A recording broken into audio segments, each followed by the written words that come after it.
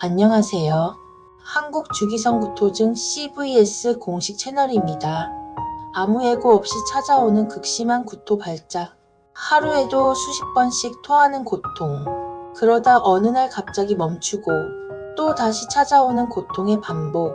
설명할 수 없는 구토가 주기적으로 찾아온 경험이 있으신가요? 병원에서도 원인을 찾지 못하고 주변에서는 그냥 스트레스라고 말하는데 그 고통은 실제로 너무 심해서 일상생활이 불가능한 그 원인 주기성구토증에 대해 알아볼게요.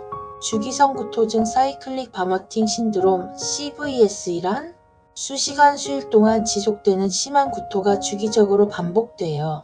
발작 사이에는 완전히 정상적인 기간이 있어요. 그거 아세요? 재미있는 사실이 있어요. 진화론으로 유명한 과학자 찰스 다윈도 이 질환을 알았대요.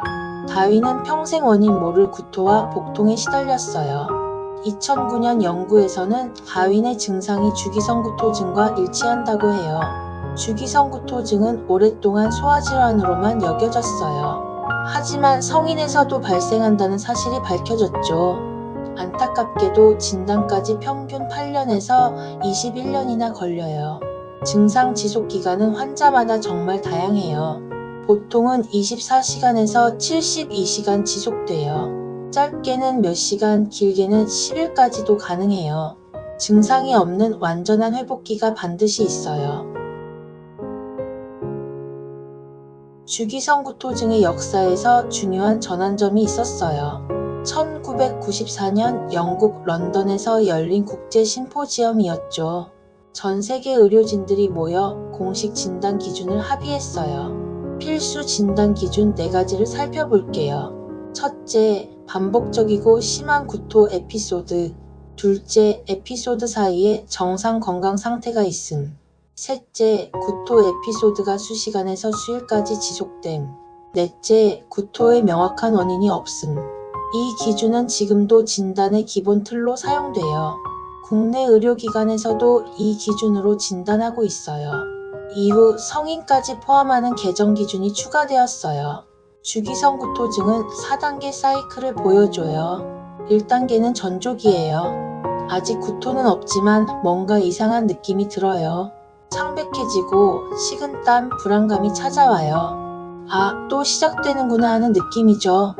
이 시기는 몇 분에서 몇 시간까지 지속돼요. 2단계는 구토기예요. 심하고 빈번한 구토가 시작돼요. 1시간에 6번 이상, 하루 30번 이상 토하기도 해요. 아무것도 먹지 않아도 계속 토해요. 물 한 모금만 마셔도 곧바로 토해내죠. 결국엔 담즙이나 위액만 나오게 돼요. 구토기에는 심한 복통과 두통이 있어요. 현기증, 빛과 소리에 예민해지기도 해요. 3단계는 회복기예요. 구토는 멈췄지만 몸은 여전히 회복 중이에요. 극도의 피로감과 탈진이 느껴져요. 이때부터 서서히 물과 음식을 먹을 수 있어요. 마지막 4단계는 회복감기예요. 모든 증상이 사라져요. 완전히 정상 상태로 돌아와요. 이 기간은 몇 주에서 몇 개월까지 지속돼요. 정상적인 일상생활이 가능한 시기죠. 주기성구토증은 실제로는 희귀한 질환이에요. 진단이 어려워 많은 환자들이 제대로 된 진단을 못 받고 있어요. 국내 유병률 연구 결과를 볼까요? 삼성서울병원 연구 결과예요. 4년 동안 15명의 소아 환자가 진단받았어요. 대형병원 기준으로 연평균 6건의 적은 발생률이에요. 남아 11명, 여아 4명이었어요. 평균 발병 연령은 5.5세였어요. 서울대학교 병원 연구 결과도 있어요. 12년간 총 32명의 소아 환자를 추적했어요. 이는 연평균 약 2.7명이었죠. 남자 14명, 여자 18명이었어요. 평균 진단 연령은 4세 11개월이었어요. 구토 발작은 연평균 9회였어요. 발작 지속 기간은 평균 5일이었어요. 1999년 기준으론 적은 발병률이었어요. 하지만 커뮤니티에선 환자 수가 늘고 있어요. 진단 인식이 높아지거나 실제 환자가 증가한 것 같아요.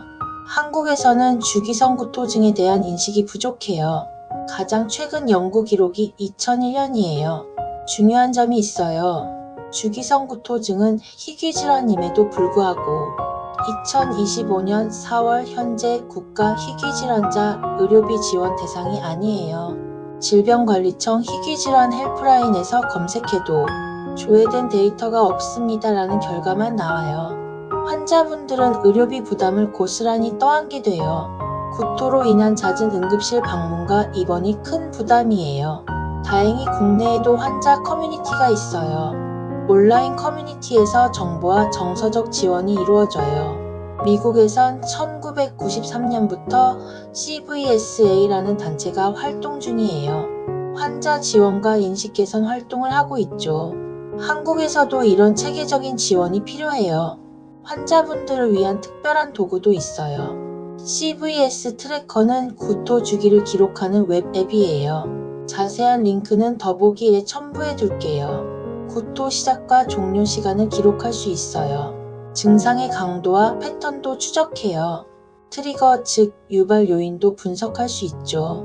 의사와 공유할 수 있는 보고서도 만들 수 있어요. 식사, 약물 복용, 입원 기록도 가능해요. 이 트래커를 꾸준히 사용하면 구토 주기를 이해하는 데 도움이 돼요.